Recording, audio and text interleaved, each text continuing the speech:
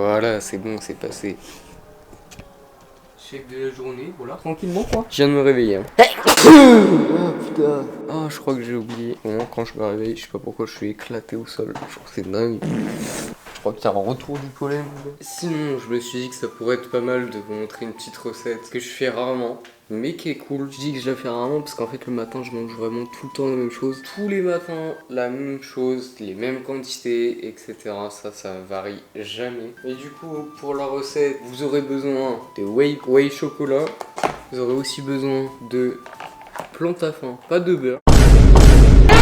Plante à fin demi-sel, très important parce que en fait quand tu mets du sel dans de la whey, il y a une réaction, je sais pas, mais genre la whey devient incroyable. Donc je vous conseille le plante à fin plutôt que le beurre parce que si vous n'êtes pas en bulk comme moi, le beurre c'est 700 calories pour 100 grammes, le plante à fin c'est que 500. Tu grattes un peu des calories, du lait et c'est en gros la recette c'est une petite pâte à tartiner quoi. Et donc si tu veux, tu peux aussi rajouter de la noisette grillée en poudre. J'ai jamais testé et du coup on va tester ensemble parce que je me dis que s'ils mettent de la noisette dans le Nutella, si tu mets de la noisette là-dedans, ça va refaire comme le Nutella. Je tiens à préciser plusieurs trucs. C'est une pâte liquide et non pas huileuse parce qu'on met du lait et pas de l'huile.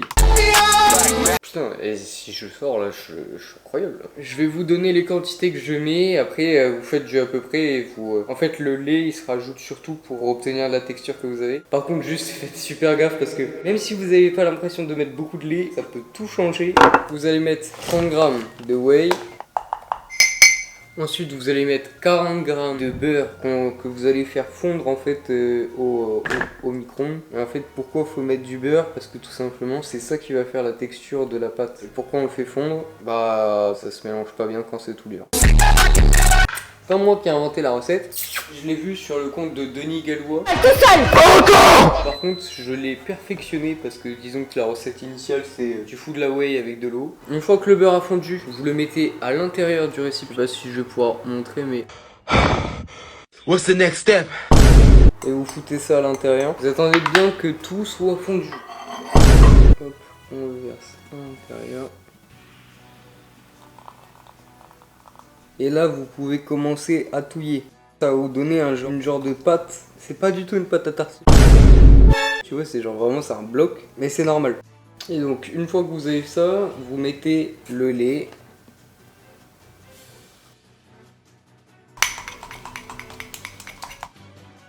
La pâte est bonne. Ça ressemble à une vraie pâte, quoi. Une vraie pâte qui a été un peu fondue, tu vois, quand même. Pour la recette, sachez plusieurs choses. D'abord, la texture, elle dépend entièrement de vous. Si vous mettez un peu trop de lait, etc., c'est votre faute. Et donc, c'est pour ça. Et quand vous rajoutez de la noisette, ça fait largement plus effet pâte à tartiner. Alors, je sais pas si ça va se voir, mais en fait, c'est... Enfin, même, c'est peut-être un peu trop dur. Je vais peut-être en rajouter, en fait. C'est un peu trop dur. Vu à quel point faut touiller, ça fait les aromes. Moi je vais vous laisser les amis, je vais manger tranquille. Bye bye, bon appétit.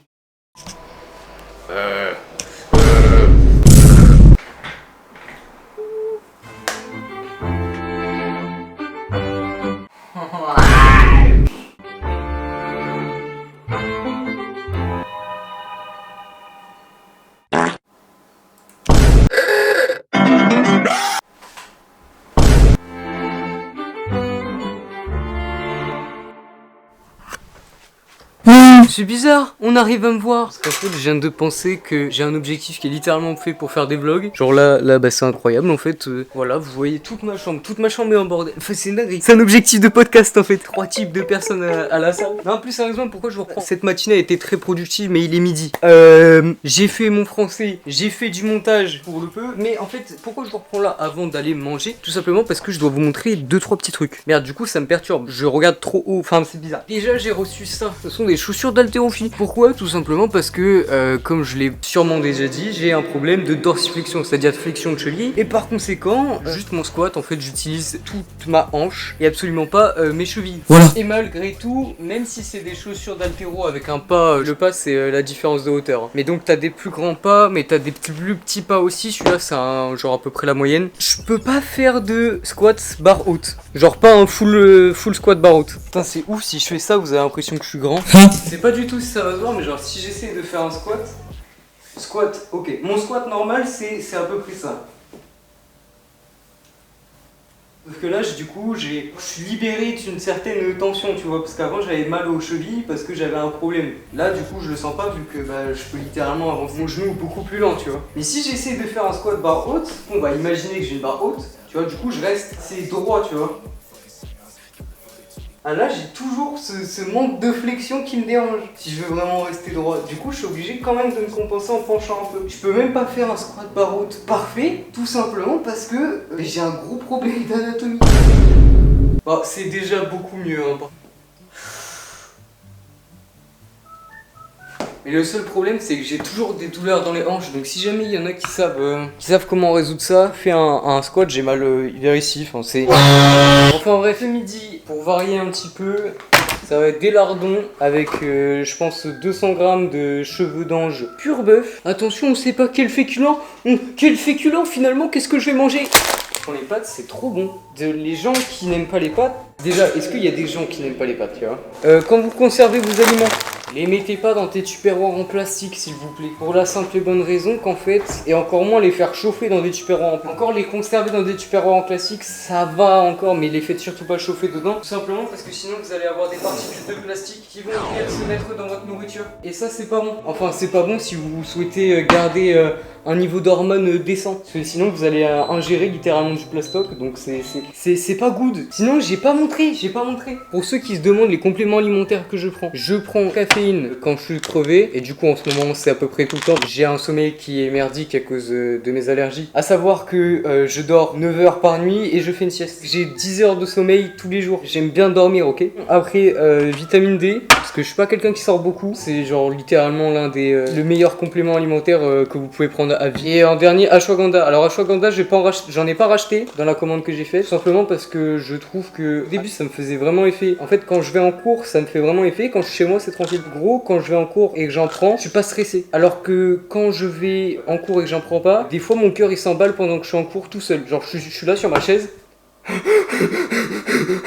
Vraiment ça me faisait ça, mais genre tu sais c'est en mode tu vas passer au tableau ou des trucs comme ça. Donc si jamais vous avez des problèmes de stress, ça peut être intéressant. Et si vous êtes tranquille chez vous, honnêtement, voilà. Mais sinon je pense pas que j'en reprendrai. Et créatine, alors j'en ai pris pendant longtemps. Faut savoir que donc la créatine ça a pour but d'augmenter un petit peu vos performances, vois-tu, d'augmenter un petit peu votre récupération entre vos séries, je crois bien. Il y a un peu de rétention d'eau. Du coup j'ai fait des longues périodes où j'en prenais, après j'ai fait des périodes off. Juste parce que j'oubliais de les prendre, hein, on va pas se mentir. Du coup j'ai pu expérimenter les deux, je vois pas vraiment de différence honnêtement. Je nuancerai juste si vous faites du power, où je dirais que c'est un bon complément à prendre si vous faites un pic, c'est-à-dire que genre une semaine, 2 semaines avant votre pic, vous commencez à en prendre, comme ça vous allez avoir un petit peu plus de performance. Après ça reste un complément, c'est pas magique, mais ça peut aider, donc autant mettre toutes les chances de son côté. Mais je pense qu'à prendre continuellement, ça sert pas à grand chose. Genre tu vas avoir une légère augmentation de tes performances, mais bon, le jour où tu arrêtes en fait, tu vas avoir une diminution de performance qui sera minime, tout comme l'augmentation que tu as eu quand tu le prenais. Donc la créatine, pourquoi pas, je pense que j'en rachèterai, mais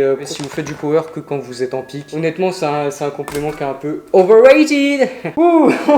Sinon je prends aussi normalement du collagène, c'est juste 2 mois que j'en ai plus, ce qui peut expliquer finalement toutes mes tendinites. Le collagène, si vous voulez ne pas vous supplémenter, il faut manger de la peau de poulet, la peau du poisson, enfin les écailles, ouais c'est les écailles, tout ça en fait. Le collagène c'est présent dans toutes les peaux des animaux. Et ben vous aurez pas ma commande MyProtein, étant donné qu'elle arrive entre le jeudi 6 juillet et le lundi 10 juillet. Dedans j'ai pris du collagène, j'ai pris AZ multivitamine et j'ai repris un pot de whey de 1 kg cette fois-ci. Voilà pour ceux qui demanderaient.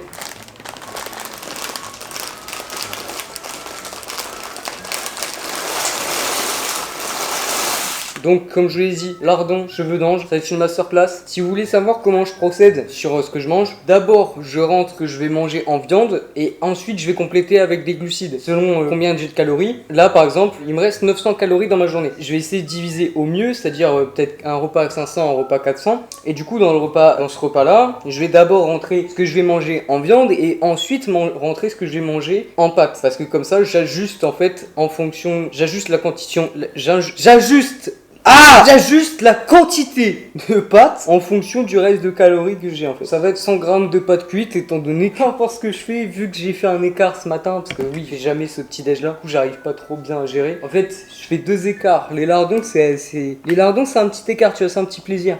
Mais du coup, c'est 2 écarts. Putain, c'est bon. Ça fait que je vais pas avoir mon total de prot. Après, c'est pas grave. Ça va aller, c'est pas très grave. Mais du coup, moi, je vous dis, ça me fait une gueule, ça me fout droit. Ça va vous? Coucou. Et sinon, voilà les pâtes. Et moi, je vous dis bon appétito. Parce que bah là, je vais chill encore. Petite sieste après. Et après, back to fucking work, man. Eh, par contre, no joke. Regardez-moi la beauté de l'assiette. La beauté de l'assiette, la beauté quoi. C'est incroyable. J'ai faim. Je vais manger. J'ai oublié de préciser quelque chose, c'est-à-dire que tout ce qui sert à la cuisson, etc., je le néglige. Enfin, je le néglige dans ce que je compte comme ce que je mange. Parce que c'est comme ça que je fonctionne, en fait, tout simplement. Je pense que c'est à peu près équivalent à chaque fois. Après, dans ma viande, je mets rien de particulier. Dans les pâtes, par exemple, en fait, c'est surtout de ça dont je vais parler, c'est-à-dire que dans les pâtes, je mets de l'huile d'olive. Bah, ça augmente un petit peu l'apport calorique des pâtes. Mais c'est quelque chose que je néglige quand je compte, en fait. Voilà. Je n'écris pas à chaque fois quelle quantité j'ai mis dans mes pâtes, etc., pour calculer à la calorie près. En soi, si vous voulez optimiser vraiment, c'est le mieux à faire, hein. Je dis pas. Mais moi, j'ai la flemme. Alors, les lardons sont peut-être pas assez cuits, mais ça reste une masterclass. Oh, je vais jouir. Oh, je vais jouir. Non, je vous laisse.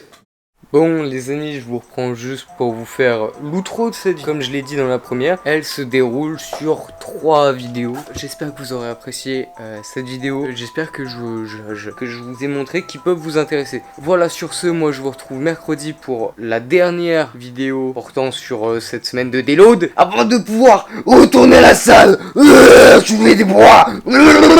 Sur ce, c'était Galad et moi je vous dis ciao.